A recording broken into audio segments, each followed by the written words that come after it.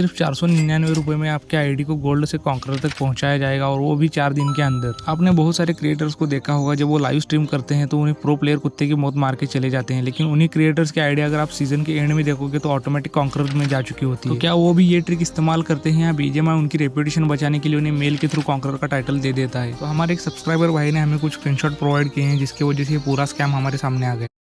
हाँ भाई, सिर्फ 499 रुपये में आपके आईडी को गोल्ड से हाँ भाई, सिर्फ 400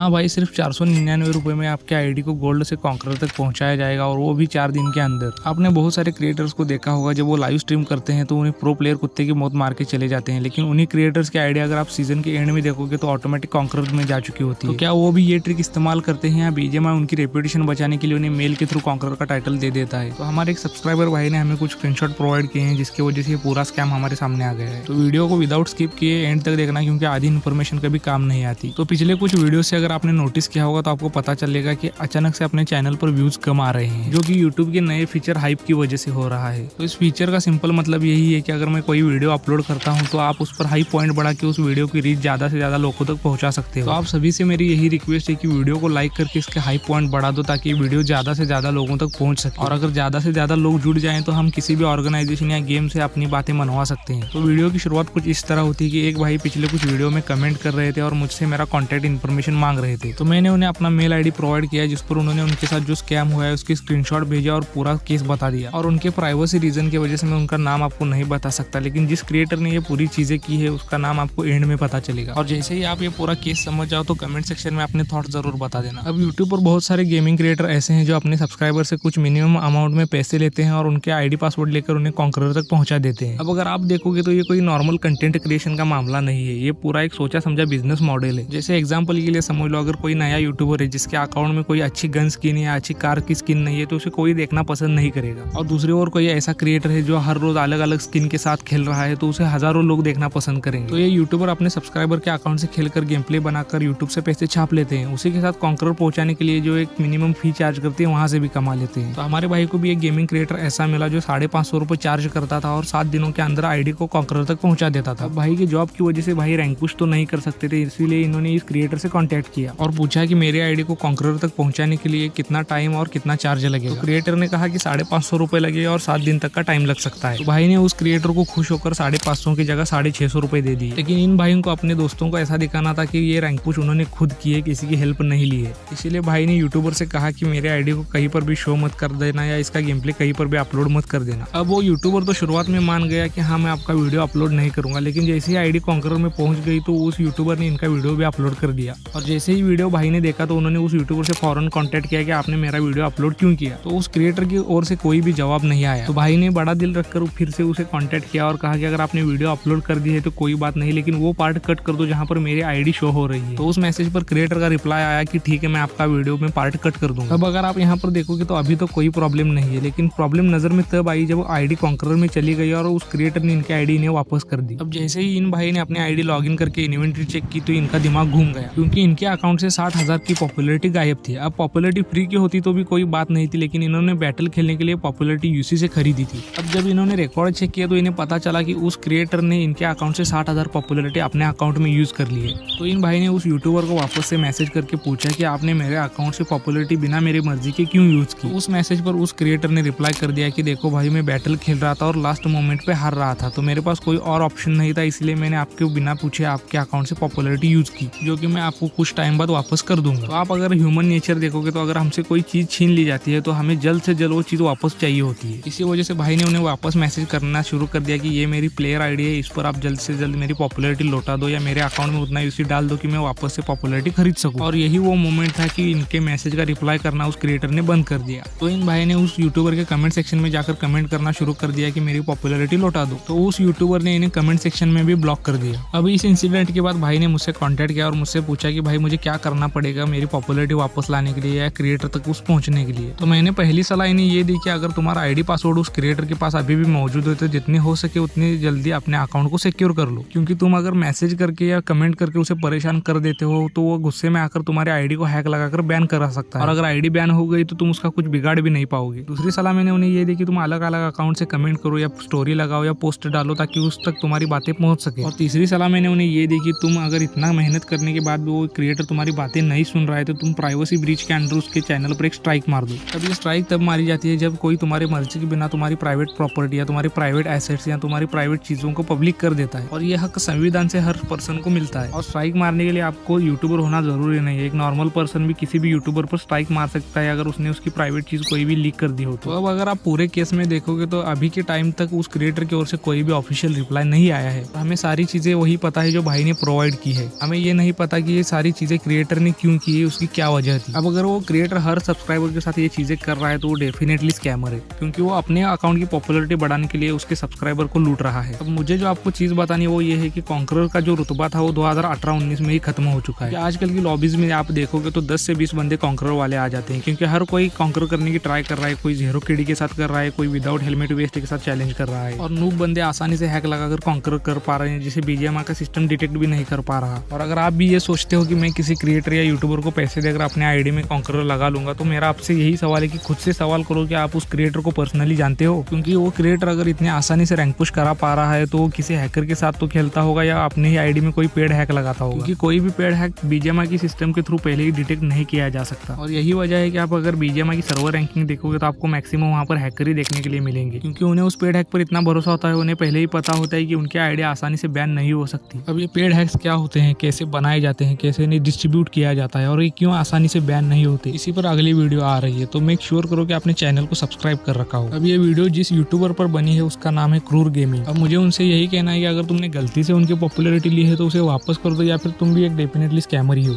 अब मैंने पिछली वीडियो जो वाओ स्कैम के ऊपर बनाई थी उस पर बीजीएमआई वालों की एक ऑफिशियल नोटिस आ चुकी है, और उस नोटिस में उन्होंने वापस वही चीजें मेंशन की है जो उन्होंने पहले की थी। तो ये गेम वाले कभी सुधरेंगे नहीं। तो जब तक हम इन्हें अपना मेहनत का पैसा देना बंद नहीं करते तब तक गेम कभी ऑप्टिमाइज नहीं होगी, ना इससे हैकर कभी बैन होगी, और ना ही कभी इसमें पबजी मोबाइल जैसी ऑप्टिमाइजेशन और पबजी मोबाइल जैसे फीचर्स आएंगे। ना ही इनके क्रिएटर्स में इतनी हिम्मत है कि ये गेम के खिलाफ कुछ बोल पाएंगे, क्योंकि इनकी जबान तक गेम ने ऑलरेडी खरीद ली है। इसीलिए मैं आपसे एक सीरियस बात कहना चाहता हूँ, आपका किसी को सब्सक्राइब करना या फॉलो करना बहुत वैल्यूएबल होता है। तो आप कभी भी किसी क्रिएटर को फॉलो या सब्सक्राइब करते हो तो हमेशा उसकी अकाउंटेबिलिटी को चेक किया करो। आप खुद से ये सवाल करो कि क्या आपको इस क्रिएटर से कुछ सीखने के लिए मिल रहा है, क्या इस क्रिएटर की वजह से आपकी लाइफ में कोई फायदा हो रहा है, क्योंकि आज के हालात अगर आप देखोगे तो पूरा इंटरनेट स्कैमर से भरा पड़ा हुआ है। हर एक पर्सन दूसरे पर्सन को जितना हो सके लूटने की कोशिश कर रहा है। और रही क्रिएटर्स की बात, तो ये पैसे के पीछे कुछ इस तरह पागल हो चुके हैं कि अपने ऑडियंस को खाई में ढकलने से पहले एक बार भी नहीं सोचेंगे। तो हमेशा ये बात याद रखना कि अगर आपने किसी को अंधा फॉलो कर रखा है या किसी लीडर को अंधा सब्सक्राइब कर रखा है तो वो लीडर आपको अंधेरे की ओर ही लेकर जाएगा, उससे अच्छे काम करने की आप उम्मीद नहीं कर सकते। तो जब भी किसी को फॉलो या सब्सक्राइब करो तो हमेशा 2 बार सोच लेना। और रही इस गेम पर पैसे लगाने की बात, तो मैं आपको कभी रिकमेंड नहीं करूंगा कि इस गेम पर आप अपने पैसे वेस्ट करो। वही पैसे आप अपने फैमिली पर, अपने दोस्तों पर इन्वेस्ट करो, क्योंकि अगर आपका